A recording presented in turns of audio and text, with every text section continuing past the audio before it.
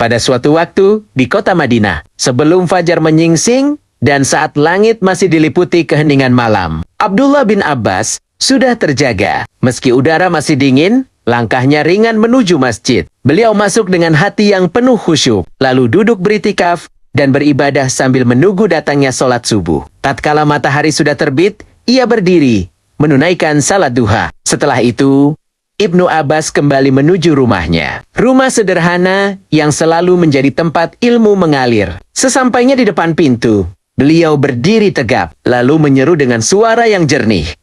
Siapa yang ingin belajar tafsir, silakan datang. Tidak butuh waktu lama. Orang-orang berdatangan dari berbagai penjuru. Majelis pun dimulai. Beliau membuka Al-Qurannya. Setiap ayat yang dibacakan seakan terbuka tirainya. Beliau menyebutkan mana yang makiyah, mana yang madaniyah. Di mana ayat itu diturunkan, kapan ia turun, dan kepada siapa ayat itu diturunkan. Para murid terpana. Mereka merasa seperti menyaksikan langsung peristiwa turunnya wahyu. Ketika majelis tafsir selesai, beliau kembali menyeru, siapa yang ingin belajar fikih, silakan datang. Orang-orang yang membawa permasalahan pelik pun berdatangan. Mereka memaparkan kesulitan-kesulitan yang membuat mereka bingung berminggu. Namun di tangan Ibnu Abbas, setiap masalah seperti simpul yang mudah diurai. Jawabannya jernih, dalilnya kuat, penjelasannya menenangkan. Setelahnya, beliau menyeru lagi, siapa yang ingin belajar ilmu nasab, silakan datang. Lalu orang-orang datang berbondong-bondong. Beliau menyebutkan garis keturunan kabilah, asal-usul, bangsa-bangsa Arab, persambungan nama, dan sejarahnya. Seolah-olah semua itu tertulis jelas di hadapan beliau.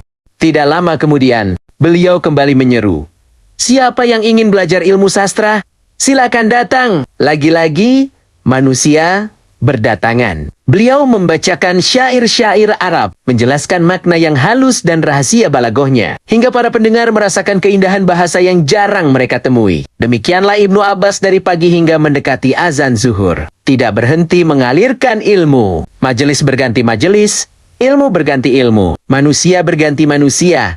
Namun sinar wajah beliau tetap sama, penuh semangat dan penuh keberkahan. Hingga akhirnya azan zuhur berkumandang. Beliau pun bangkit, menutup pintu majelis pagi itu, lalu berjalan menuju masjid untuk melanjutkan ibadahnya.